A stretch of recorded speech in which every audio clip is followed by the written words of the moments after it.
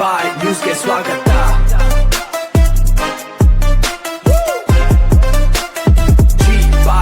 ನಮಸ್ಕಾರ, ಜಿ-ಬಾಯ್ ನ್ಯೂಸ್ ಟಿವಿಗೆ ಸ್ವಾಗತ.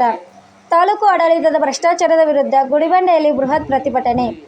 ಅಧಿಕಾರಿಗಳ ಅಮಾನತಿಗೆ ಮಾನವ ಹಕ್ಕುಗಳು ಮತ್ತು ಮಾಧ್ಯಮ ಸಂಘಟನೆ ಆಗ್ರಹ. ಗುಡಿಬಂಡೆ. ಚಿಕ್ಕಬಳ್ಳಾಪುರ ಜಿಲ್ಲೆಯ ಗುಡಿಬಂಡೆ ತಾಲೂಕು ಆಡಳಿತದಲ್ಲಿ ನಡೆಯುತ್ತಿರುವ ಭ್ರಷ್ಟಾಚಾರ ಮತ್ತು ಸರ್ಕಾರಿ ಜಮೀನು ಒತ್ತುವರಿಗೆ ಕುಮ್ಮಕ್ಕು ನೀಡುತ್ತಿರುವ ಅಧಿಕಾರಿಗಳ ವಿರುದ್ಧ ಮಾನವ ಹಕ್ಕುಗಳು ಮತ್ತು ಮಾಧ್ಯಮ ಸಂಘಟನೆ ವತಿಯಿಂದ ಜುಲೈ 16 ತಾಲೂಕು ಕಚೇರಿ ಆವರಣದಲ್ಲಿ ಬೃಹತ್ ಪ್ರತಿಭಟನಾ ಧರಣಿ ಹಮ್ಮಿಕೊಳ್ಳಲಾಗಿತ್ತು.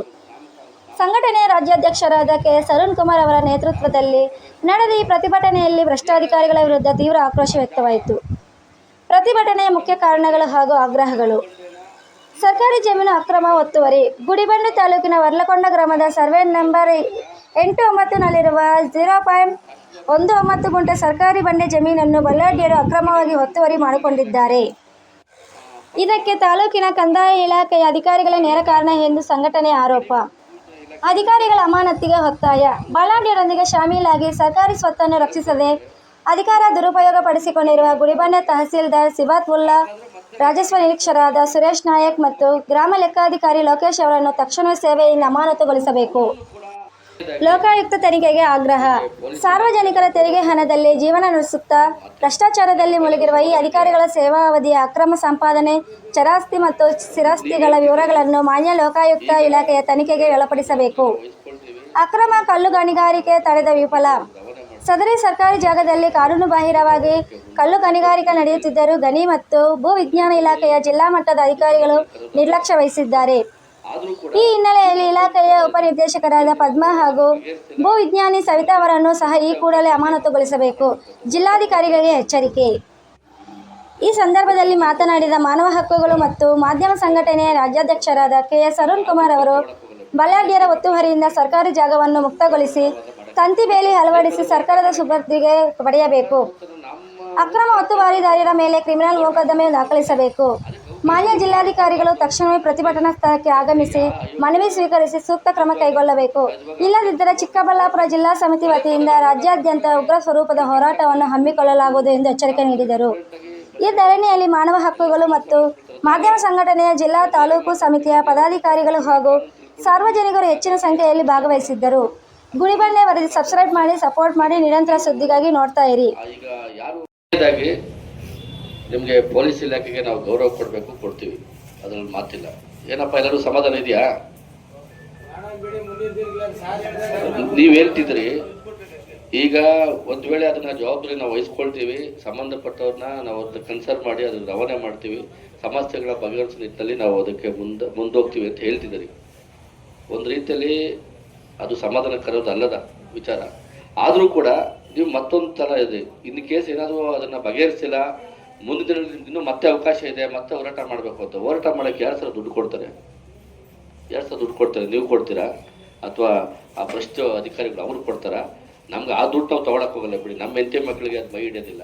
ಆ ದುಡ್ಡು ತೊಗೊಂಡು ನಾವು ಅದನ್ನ ಮಾಡೋಕ್ಕಾಗಲ್ಲ. ಅದಕ್ಕೆ ಪದೇ ಪದೇ ಹೋರಾಟ ಮಾಡೋಕ್ಕೆ ಸರ್ಕಾರ ಸ್ವತ್ತನ್ನು ನಮ್ಮ ಒಂದ್ಸಲ ಪ್ರಯತ್ನ ಪಡ್ಬೋದು. ಹೋರಾಟ ಮಾಡೋದು ನಮ್ಗೆ ಗೊತ್ತಿದೆ. ಅದಕ್ಕೆ ಅವಕಾಶ ನೀವು ಮಾಡಿಕೊಡ್ಬಾರ್ದು ಅನ್ನೋದು ನನ್ನ ಉದ್ದೇಶ. ಯಾಕಂದರೆ ಯಾವ ಅಯೋಗ್ಯರ ವಿರುದ್ಧವಾಗಿ ನಮ್ಗೆ ಸಹಜವಾಗಿ ಆಗ್ತಾ ಇರ್ತದೆ ಹೋರಾಟಗಳು. ಪದೇ ಪದೇ ನಾವು ಹೋರಾಟ ಮಾಡ್ಕೊಳ್ಳೋಕ್ಕೆ ಭಾಳ ಕಷ್ಟ ಆಗ್ತದೆ. ಇದು ನಮ್ಮದು, ನಾವು ಒಂಥರ ಡಿಫ್ರೆಂಟಾಗಿ ಪ್ರಶ್ನೆ ಮಾಡೋವಂಥವ್ರು. ಎಲ್ಲ ಸಂಘ ಸಮಸ್ಯೆಗಳ ಥರದ್ದು ಅಲ್ಲ.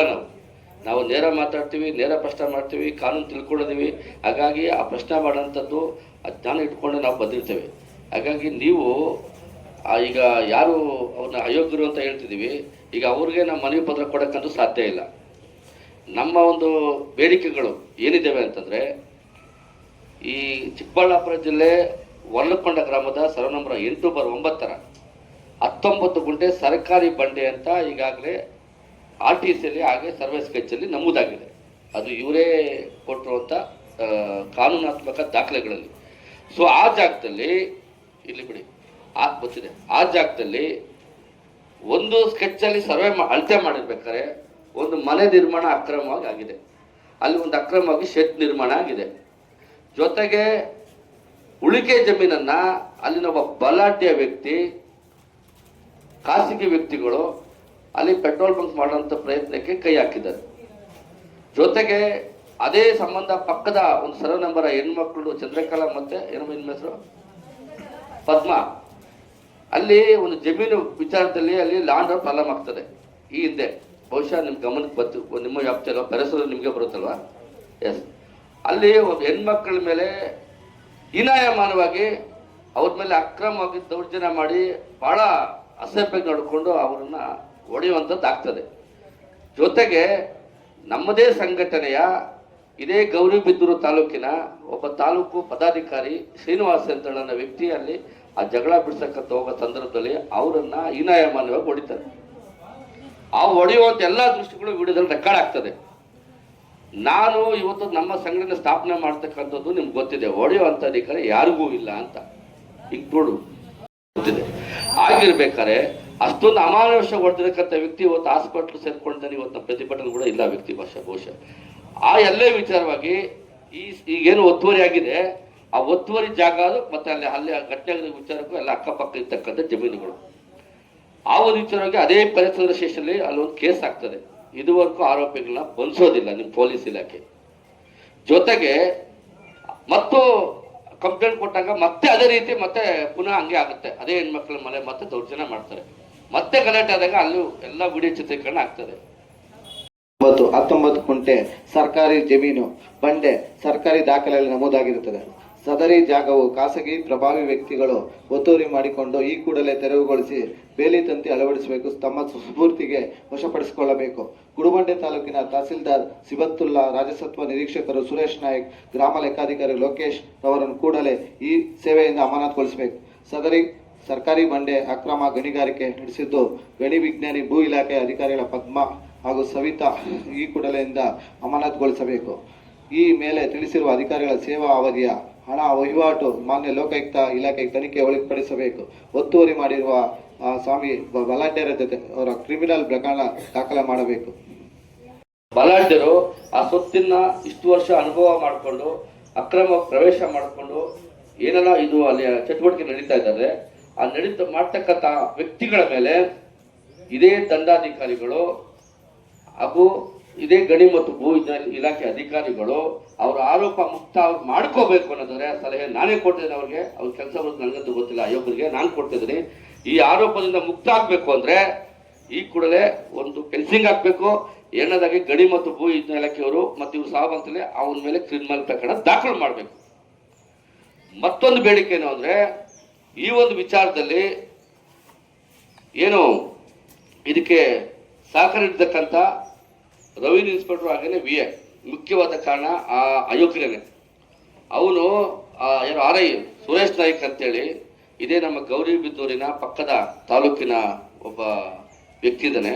ಅವ್ರ ತಂದೆ ಸತ್ತಾದ ನಂತರ ಸಿಂಪತಿ ಮೇಲೆ ಅವನಿಗೆ ಇವತ್ತು ಉದ್ಯೋಗ ಸಿಗ್ತದೆ. ಅವನು ಇವತ್ತು ಕೋಟ್ಯಾಂತರ ರೂಪಾಯಿ ಐಷಾರಾಮಿ ಜೀವನ ನಡೆಸುವಂಥದ್ದು ಇವತ್ತು ಮನೆ ಕಟ್ಕೊಂಡು ಅಕ್ರಮ ಸಂಪಾದನೆ ಮಾಡಿ ಇವತ್ತು ನಾನು ಈ ಕಾರ್ಯಕ್ರಮ ಮಾಡಬೇಕು ಅಂತ ಬಂದಾಗ ಕೆಲವು ನನ್ನ ವ್ಯಕ್ತಿಗಳು ಅವನು ಇವತ್ತು ಭ್ರಷ್ಟಾಚಾರ ಯಾವ ರೀತಿ ಅವನು ಮಾಡ್ತಿದ್ದಾನೆ ಅಂತಂದ್ರೆ ಎಲ್ಲರೂ ಹಣವನ್ನ ನಗದು ರೂಪದಲ್ಲಿ ಇಸ್ಕೊಳ್ತಾರಂತೆ. ಅವನು ಹಂಗೆ ಮಾಡ್ತಿಲ್ಲ ಸರ್. ಅವನು ಎಷ್ಟು ಗುಂಡಿಗೆ ಇರ್ಬೋದು ಗೊತ್ತಿಲ್ಲ. ಇವತ್ತು ಫೋನ್ ಪೇಲಿ ಮತ್ತೆ ಗೂಗಲ್ ಪೇಲಿ ಎಮರ್ಜೆನ್ಸಿಗೆ ನಂಗೆ ದುಡ್ಡು ಬೇಕು ಅಂತ ಕೇಳಿ ಹಾಕ್ಸ್ಕೋತಾರಲ್ವಾ, ಆ ಟೈಪಲ್ಲಿ ಹಾಕ್ಸ್ಕೋತಾರೆ ಭ್ರಷ್ಟಾಚಾರ. ನಾವು ಅವ್ನಿಗೇನು ಸ್ವಲ್ಪನೂ ಇಲ್ವಲ್ಲ. ಅವನು ಮಾತಾಡ್ತಕ್ಕಂಥ ರೆಕಾರ್ಡಿಂಗ್ ಇವತ್ತು ಇದಾವೆ. ಇವತ್ತು ಅವನು ಅಕ್ರಮವಾಗಿ ಏನೋ ಅವ್ನ ಕೆಲಸ ಸಾರ್ವಜನಿಕ ಕೆಲಸ ಮಾಡಿಕೊಡ್ಬೇಕು. ಇವತ್ತು ಅವನು ಆನ್ಲೈನ್ ಪೇಮೆಂಟ್ ಹಾಕೊಡೋಂಥ ಮಟ್ಟಕ್ಕೆ ಇವತ್ತು ಭ್ರಷ್ಟಾಚಾರವನ್ನ ಎಷ್ಟು ಎತ್ತರಕ್ಕೆ ಅವನು ಮಾಡ್ಕೊಳ್ಳೋದಂದ್ರೆ ಇದಕ್ಕೇನು ಹೇಳ್ಬೇಕು ಅಯೋಗ್ಯನಿಗೆ. ಈ ಭಾಗದ ಜನ ಕೂಲಿ ಕಾರ್ಮಿಕರು, ಬಡವರು, ರೈತರಿದ್ದಾರೆ, ನೊಂದಿರ್ತಕ್ಕಂಥವ್ರು ಇದ್ದಾರೆ. ಸಾಧ್ಯವಾದ ಸೇವೆ ಅಂತ ಸಿಕ್ಕಿದಾಗ ನಮ್ಮ ಟ್ಯಾಕ್ಸು ನಮ್ಮ ದುಡ್ಡಿಂದ ಎಲ್ಲ ಇವತ್ತಿನ ದಿನ ಈ ಪ್ರತಿಭಟನೆಗೆ ನಾನು ಇಲ್ಲಿ ಬಂದಿವಾಗ ನೋಡ್ದಂಗೆನೆ ನಮ್ಮ ಕೇವಲ ಗುಡಿಬಂಡೆ ತಾಲೂಕು ಅಲ್ಲದೇನೆ ಬೇರೆ ಬೇರೆ ಅರುಣ್ಣವರು, ಶಿಡ್ಲಘಟ್ಟ, ಜಿಲ್ಲೆಯ ಬೇರೆ ಬೇರೆ ತಾಲೂಕುಗಳಿಂದ ಚಿಂತಾಮಣಿಯಿಂದ ಎಲ್ಲ ಬಂದಿದ್ದೀರಾ. ಇದರದ್ದು ಏನು ಗ್ರಾವಿಟಿ ಏನಿದೆ ಅಂತ ನಾನು ಅರ್ಥ ಮಾಡ್ಕೊಳ್ಬಲ್ಲೆ. ಸೊ ಇಷ್ಟೊತ್ತು ನೀವು ಮಾತಾಡಿದಂಥ ಕೆಲವೊಂದು ವಿಚಾರಗಳಲ್ಲಿ ಸರ್ವೆ ನಂಬರ್ 8/9 ಅಲ್ವಾ, ಅದು ಮರಳಕೊಂಡ 8/9 ವಿಚಾರದಲ್ಲೂ ಹೇಳಿದ್ರಿ. ಅದರಲ್ಲಿ ನನಗೂ ಕೆಲವೊಂದು ವಿಚಾರ ಗೊತ್ತಿರೋ ಮಟ್ಟಿಗೆ ಅಲ್ಲೇನು ಇಲ್ಲಿ ಇವರು ಚಂದ್ರಕಲಾ ಇದ್ದಾರೆ, ಚಂದ್ರಕಲಾ ಮತ್ತೆ ಮುದ್ದುಕೃಷ್ಣ ಅವರೆಲ್ಲ ಇದ್ದಾಗ ನಾನು ಅವ್ರ ಹತ್ರ ಒಂದು 3-4 ಬಾರಿ ಅವ್ರ ಜೊತೆ ಮಾತಾಡಿದ್ದೀನಿ.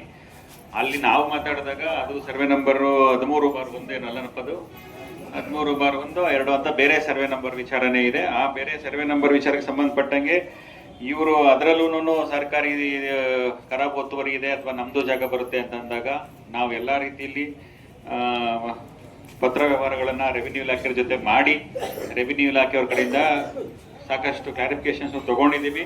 ಸೊ ಅದರ ಸಂಬಂಧ ನೀವು ಈಗಾಗಲೇ ಹೇಳಿರೋ ಥರದಲ್ಲಿ ಪ್ರಕರಣಗಳು ದಾಖಲಾಗಿದ್ದಾವೆ.